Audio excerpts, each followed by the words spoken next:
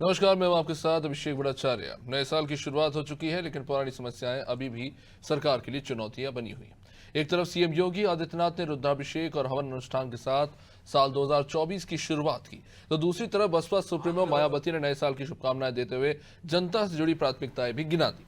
मायावती ने कांग्रेस और बीजेपी दोनों दलों की कार्यप्रणाली को निशाने पर लिया, साथ ही आर्थिक असमानता, बेरोजगारी, प्रति व्यक्ति आमदनी को लेकर भी निशाना साधा। साथ ही सरकारी गारंटियों को संकीर्ण राष्ट्रवाद करार देते हुए योजनाओं के प्रचार प्रसार पर हो रहे खर्चे को लेकर भी सरकार को घेरा।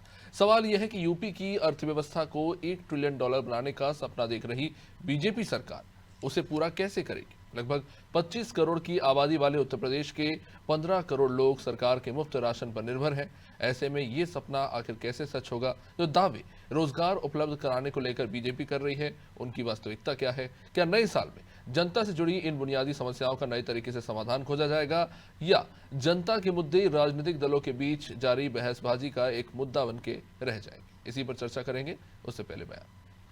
आंग्ल वर्ष 2024 का आज प्रथम दिन है। माननीय मुख्यमंत्री जी ने उत्तर प्रदेश की जनता जनार्दन की समृद्धि और खुशहाली के लिए शुभकामना की है। और जहां तक प्रदेश की आधी आबादी का सवाल है, नारी बंधन योजना लाकर के इस तरह से महिलाओं को आरक्षण देने का काम किया, और विभिन्न क्षेत्रों में जिस तरह से केंद्र और प्रदेश की सरकार ने महिलाओं की अगुवाई देने का काम किया, उनको नेतृत्व देने का काम किया, वह इस बात का प्रमाण है कि नारी सशक्तिकरण को लेकर के भारतीय जनता पार्टी के तौर पर और सरकार के तौर पर पूरी तरह से प्रतिबद्ध है। चलिए चर्चा को आगे बढ़ाएंगे कि आने वाला ये मौजूदा साल किस तरह का रहने वाला है और क्या कुछ प्राथमिकता है। हमारे साथ चर्चा के लिए हमारे खास मेहमान आज भूदेव शर्मा कांग्रेस से हमारे साथ, अश्विनी शाही बीजेपी से, रविंद्र प्रताप सिंह जी समाजवादी पार्टी से, आलोक कुमार त्रिपाठी जी वरिष्ठ पत्रकार हमारे साथ इस चर्चा में जुड़े। आप सभी का सबसे पहले स्वागत और नववर्ष की सभी को बहुत बहुत शुभकामनाएं। सबसे पहले अश्विनी जी, आप ही के पास आना चाहूंगा कि ये मुद्दे ऐसे नहीं है कि लगातार उठते रहे हैं। अगर हम रोजगार की बात करते हैं, खासतौर से यूथ अनएम्प्लॉयमेंट एक बड़ा मुद्दा है, न सिर्फ उत्तर प्रदेश के लिए बल्कि पूरे देश के लिए भी। और जाहिर तौर पर आज जब चर्चा हो रही है नए वर्ष को लेकर, तमाम तरह के दावे हो रहे हैं कि आने वाले समय में बीजेपी के नेता खासतौर से जो 24 का चुनाव है उसके मद्देनजर रखते हुए सफलता के दावे कर रहे हैं, तो उनके आधार क्या है? क्योंकि अगर बुनियादी तौर पर देखें तो अनएम्प्लॉयमेंट एक बड़ी समस्या रही है, खासतौर से जो एग्रेरियन पॉपुलेशन है, जो पढ़े लिखे बेरोजगार है, ये एक बड़ी चुनौती रही है। अश्विनी जी। जी देखिए, उत्तर प्रदेश सरकार जो है पिछले विगत 5 सालों में और 1 साल इधर लगभग होने जा रहा है, उत्तर प्रदेश के युवाओं को ध्यान में रखकर, महिलाओं को ध्यान में रखकर, यहाँ के सभी लोगों को लगभग जो है, जो चाहे वो रोजगार से जुड़ा हुआ हो या नौकरी से जुड़ा हुआ हो, सबको ध्यान में रखकर जन कल्याणकारी योजनाओं का निर्माण कर रही है। उत्तर प्रदेश में देखिए, जब शुरू में माननीय मुख्यमंत्री जी ने शुरुआत किया तो 1 डिस्ट्रिक्ट 1 प्रोडक्ट नाम से जो है कार्यक्रम शुरू किया गया। यहाँ आज वो पूरे देश में मील का पत्थर साबित हो रहा है। करोड़ों संख्या में रोजगार वहां पर सृजित हो रहा है। लगभग पिछली बार और इस बार मान लीजिए कि 35 लाख करोड़ की जो चीजें हुई, उसमें से लगभग हमको लग रहा है कि 7-8 लाख करोड़ से ऊपर की योजनाएं धरातल पर उतरने के लिए तैयार हैं। काफी कुछ उतर चुकी हैं। धीरे धीरे हर युवा वर्ग को ध्यान में रखकर जो है हर चौराहे पर समझिए सरकारी नौकरियां, जो कि सरकार 1-2 लाख भी पहले नहीं बांट पाई थी, हम पिछले सरकार में ही लगभग 6.5 लाख से ऊपर नौकरी दे चुके थे। और अभी आज ही सरकार की घोषणा पहले थी, आज के अखबारों में, कल के अखबारों में प्रमुखता से था कि पुलिस बल बढ़ाया जाएगा, 60-70 हजार जो है वो किए जाएंगे। पिछली सरकारों ने किस तरीके से किया था कि हर मामला कोर्ट में चला जाता था, किस तरीके से घोटाले होते थे, किस एक जाति वर्ग के लिए क्या होता था। नहीं, लेकिन अश्विनी जी बात तो यही हो रही है ना कि देखिए काम 10 रुपए का हो रहा है और बताया 1000 का जा रहा है, यही आरोप लगा रही है बसपा मायावती जी।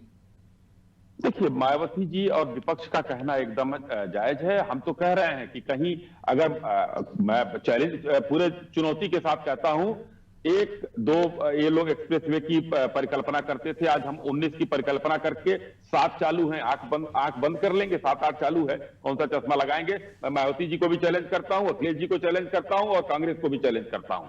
बता दें कि इन लोगों ने कभी इतना सोचा था? यहां पर मेट्रो ये लोग क्या छोड़कर गए थे, कितनी मेट्रो बनी है ये देख लें। यहां पर रोजगार जो लगे हैं उन रोजगारों की संख्या, यहां पर अप्रैल पार्क जो नोएडा में बना है, चाहे जो है लखनऊ में बन रहा है, उसको देख लें। जो मोबाइल की सबसे ज्यादा मैन्युफैक्चरिंग की कैपेसिटी यूपी में हुई है, इन लोगों ने कभी परिकल्पना की थी? कभी इन लोगों ने सपने में नहीं सोचा था।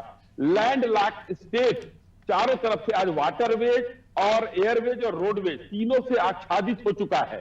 और कहने के लिए ये कहते थे कि योजनाओं को धरातल पर उतरने में समय लगता है। इनका विरोध करने का काम है क्योंकि इन लोगों ने कुछ किया नहीं है। और आज जो माननीय मुख्यमंत्री जी ने चतुर्दिक विकास, आज ये बताइए, मैं तो कहता हूं ये लोग तो राम मंदिर का भी विरोध किए, काशी विश्वनाथ का भी विरोध किए, लेकिन उसी काशी विश्वनाथ में इतने करोड़ पर्यटक आए हैं, उससे क्या रोजगार सृजित नहीं होगा?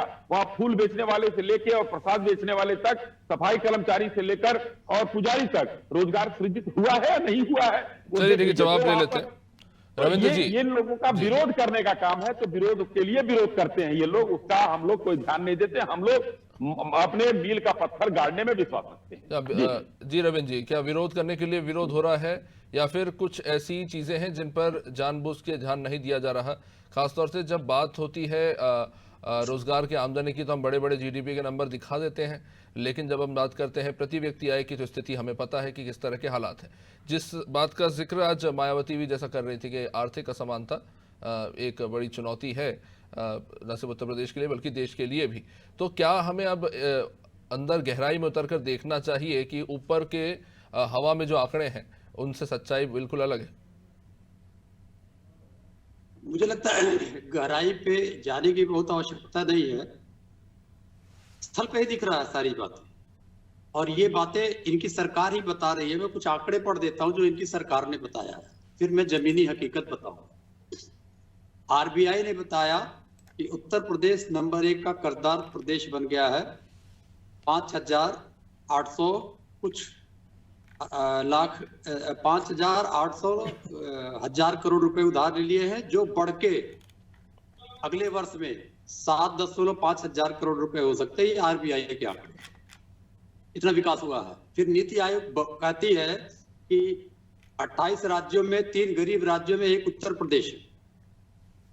फिर बताते हैं कि लोकसभा बताती है कि प्रति व्यक्ति आय उत्तर प्रदेश की लगभग 6,000 रुपए, इससे थोड़ा कम है लेकिन मैं लगभग 6,000 बता रहा हूं, जो कि केंद्रीय स्तर पे 14,666 रुपए है। ये लोकसभा ने बताया है।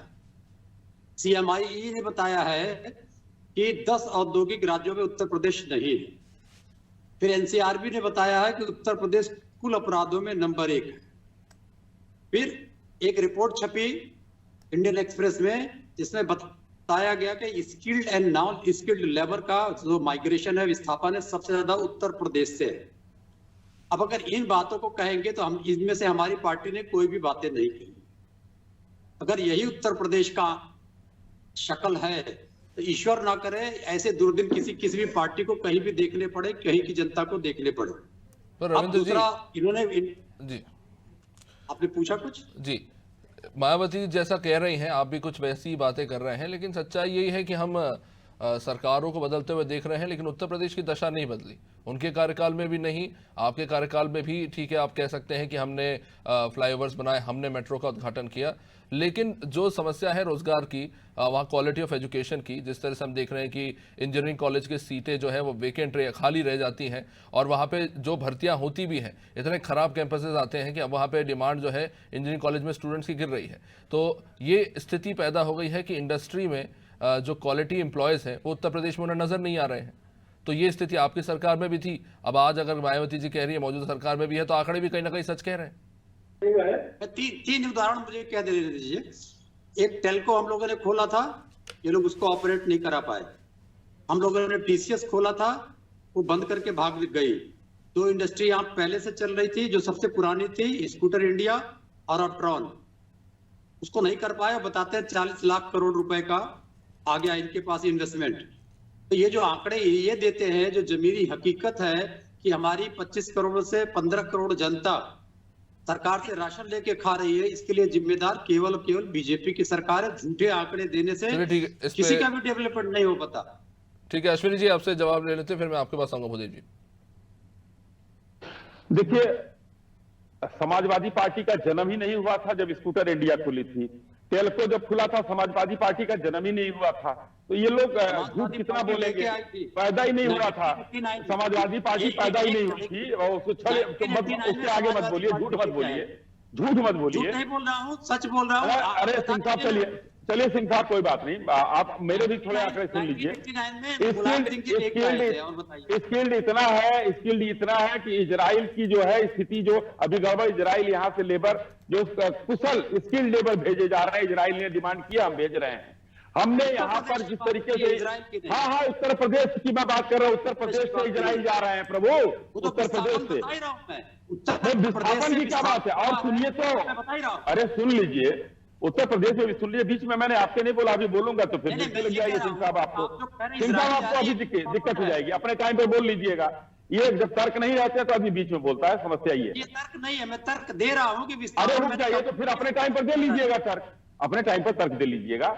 दूसरी बात मैं कहना चाहता हूं कि इन लोगों ने कितनी सड़कें बनाई। एक लखनऊ आगरा एक्सप्रेस वे बनाते हैं, अभी अखिलेश यादव जी उतरे नहीं है उस पर से, और यहां पर 7-8 चालू है, उसको पट्टी ये लोग बंद किए हुए हैं। इन लोगों ने मोबाइल, इन लोगों की इंडस्ट्री कब लगी, कितनी इन लोगों ने लगा दी बता। हाँ, इन लोगों ने कराया था, यही समय होता है खरमास का, जब नर्तकियों का नृत्य होता था, उसके लिए हवाई पट्टी बनाई गई थी, इन्होंने बनाया था। आज हम एयरपोर्ट का, इंटरनेशनल एयरपोर्ट का उद्घाटन कर रहे हैं। आज उत्तर प्रदेश में श्रमिकों का, और कर्ज लेने की बात कर रहे हैं। अगर जो कर्ज की बात इन्होंने कहा, तो अगर कर्ज इतना होता तो देश में जो है अमेरिका अभी तक बर्बाद हो गया होता। कर्ज लेंगे प्रभु। आप सेंसेक्स का भी आंकड़ा देखिए, उत्तर प्रदेश का सेंसेक्स आप लोग कहां छोड़ कर गए थे और आज कहां है?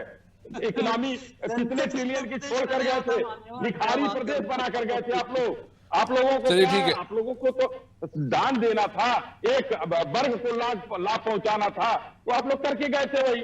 आज स्थितियां बदल रही हैं, चाहे रोजगार की हो या श्रमिकों की हो या किसी की। हम नौकरियां चौराहे पर खड़े होकर हम नियुक्ति पत्र दे रहे हैं। आप लोग क्या कि 1 लाख 1.5 लाख नौकरी नहीं दे पाए थे। चलिए ठीक है, तो आप लोग क्या मुदीब बात जी, करेंगे?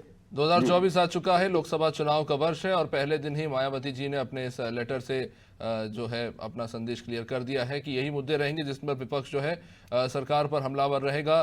कितना इत्तेफाक रखते हैं मायावती जी ने जब दावे किए हैं, क्योंकि इसमें कुछ बातें ऐसी भी है जिसमें लिखा गया है कि कांग्रेस भी, बीजेपी के साथ साथ कांग्रेस भी जातिवाद की राजनीति करती है और अहंकारी है।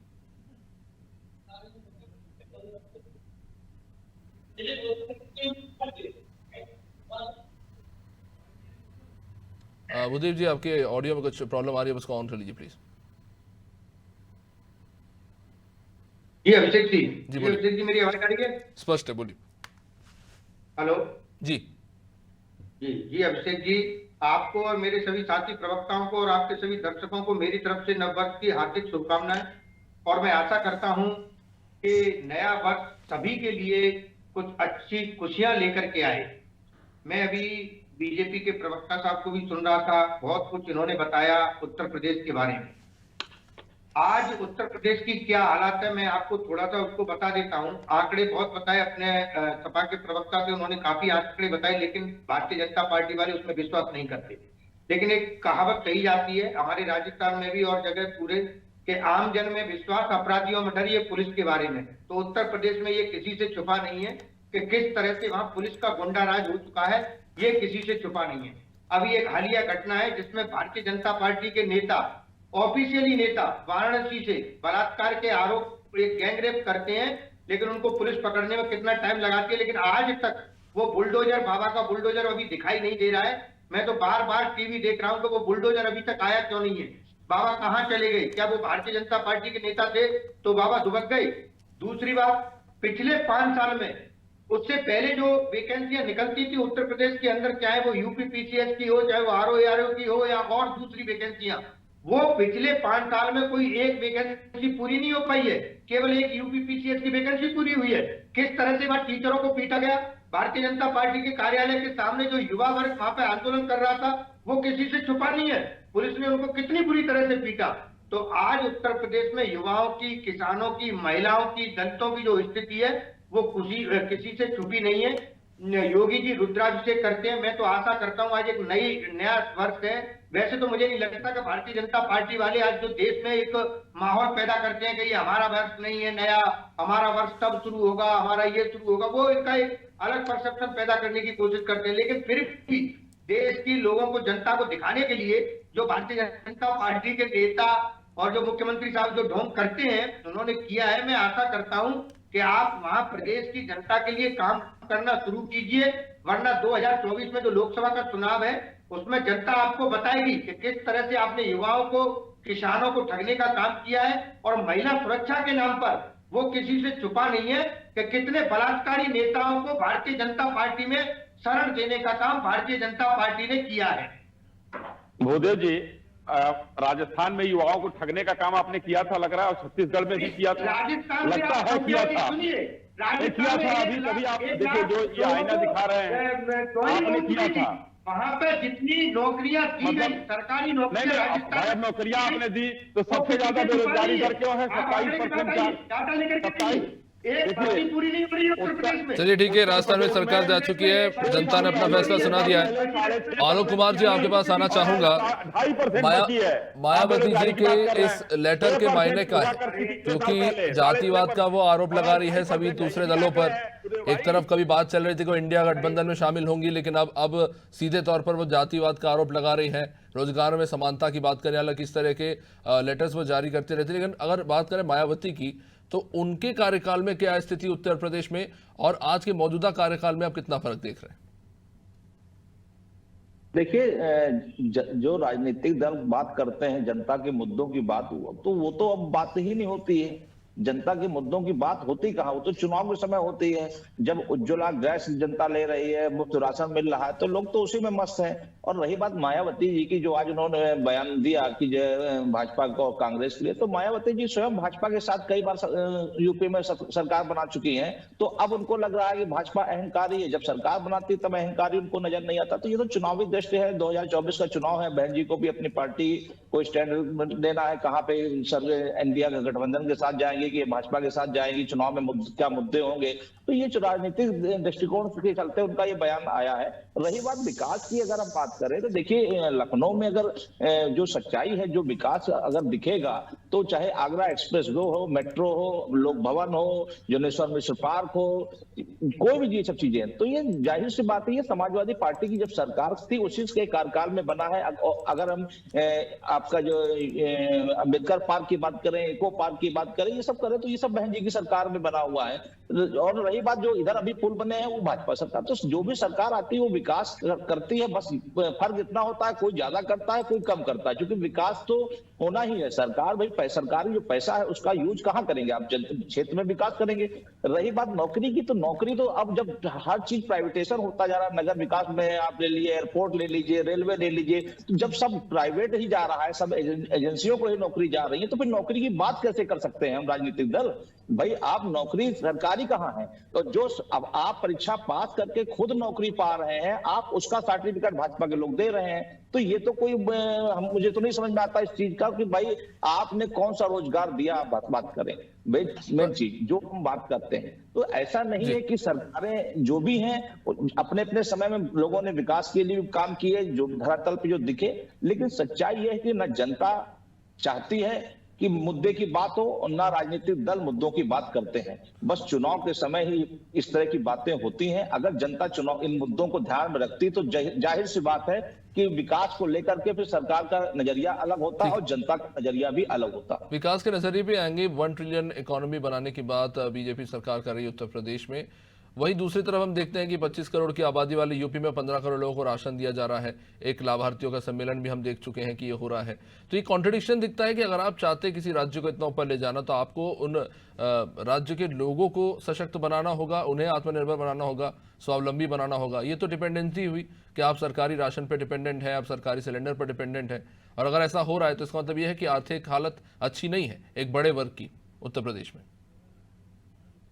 जी देखिए, जब हम फ्री राशन, फ्री शिक्षा, फ्री स्वास्थ्य, जब हर चीज हमको फ्री सब मिल ही रहा है, तो फिर हम बात क्यों कर रहे हैं उस सब चीजों की? तो जाहिर सी बात है कि अगर हम किसी को उसके पैरों पे खड़ा करना चाहते हैं तो उसको रोजगार की बात करें, उसको कैसे रोजगार मिलेगा।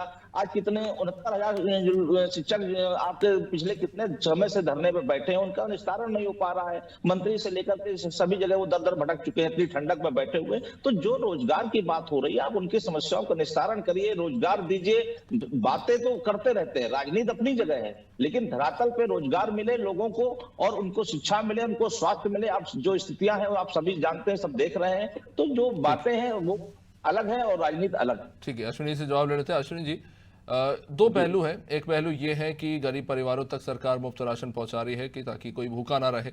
आप कह रहे हैं कि मुफ्त स्वास्थ्य सुविधा हम देंगे, क्योंकि ताकि जो गरीब वर्ग से आने वाले लोग हैं उन्हें आसानी से स्वास्थ्य व्यवस्था जो है वो सुलभ हो सके। तमाम तरह की अन्य योजनाएं सरकार इन परिवारों तक पहुंचा रही है, और जिन्हें बेसिकली एक सिंगल टर्म में लाभार्थी कहा जाता है, और इसके लिए बीजेपी खुद क्रेडिट लेती भी है।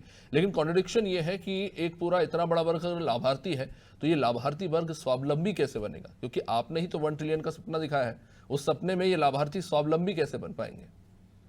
देखिए, लाभार्थियों को स्वावलंबी बनाने के लिए हमने जब कौशल विकास का काम किया तो आज गांव तक उस कौशल विकास की महिलाओं को प्रशिक्षित सर, वो किया जाना। यूपीए सरकार में भी चल रहा था, वो एनडीए में भी चल रहा है, वो चल ही रहा कौशल है। विकास मंत्रालय ही नहीं था प्रभु, उसका नाम अलग था कौशल सर। विकास मंत्रालय नहीं था यूपीए सरकार में। मैं स्पष्ट रूप से कहना चाहूंगा, गर्व के साथ कहना चाहूंगा, मंत्रालय ही नहीं था, कौशल विकास मंत्रालय नहीं था, मंत्रालय नहीं था।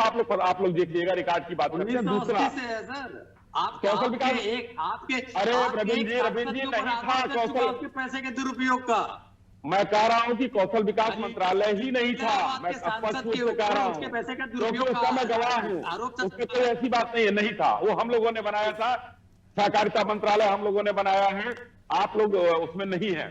दूसरा, उत्तर प्रदेश में 6 साल पहले 6.5% की बेरोजगारी दर थी, अब इस समय 2.5% की है। ये भी आंकड़े ही हैं, बहुत आंकड़े अभी रविंद्र जी ने पेश किए। अभी विश्व बैंक की एक टीम आई थी, विश्व बैंक की टीम ने कहा कि औद्योगिकरण के मामले में, कचरा निपटान के मामले में, गरीबी उन्मूलन के मामले में, नियोजित शहरीकरण के मामले में और पर्यावरण संरक्षण के मामले में उस टीम आई थी और पूरा करके गई है कि उत्तर प्रदेश बहुत बेहतर काम कर रहा है। उत्तर प्रदेश में खाद कारखाना ये बंद था गोरखपुर, ये लोग चालू नहीं करा पाए। क्यों नहीं चालू करा पाए? बंद हो गया इनके समय में। क्या वहां पर रोजगार का सृजन हुआ है कि नहीं हुआ है? हमने क्रूज चलाया, गंगा की सफाई हुई, क्रूज चल रहा है। आज हम माल ढोने के लिए क्रूज का भी इस्तेमाल कर रहे हैं।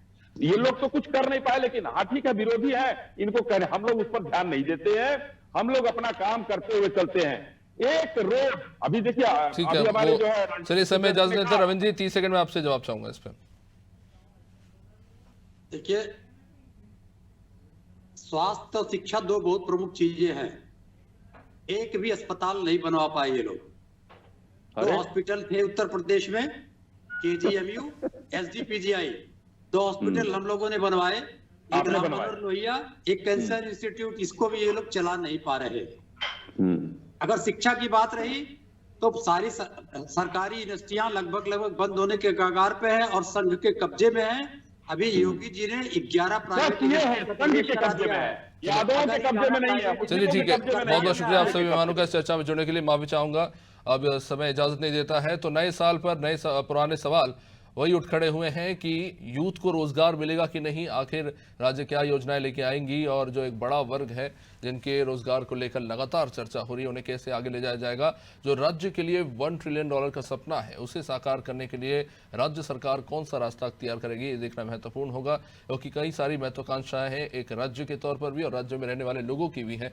तो जाहिर तौर पर नए साल के साथ नई उम्मीदें हैं, और उम्मीद है कि इन उम्मीदों पर सरकार खरा उतरेगी। फिलहाल इस कार्यक्रम में इतना ही। आप देखते रहिए अनादि टीवी। नमस्कार।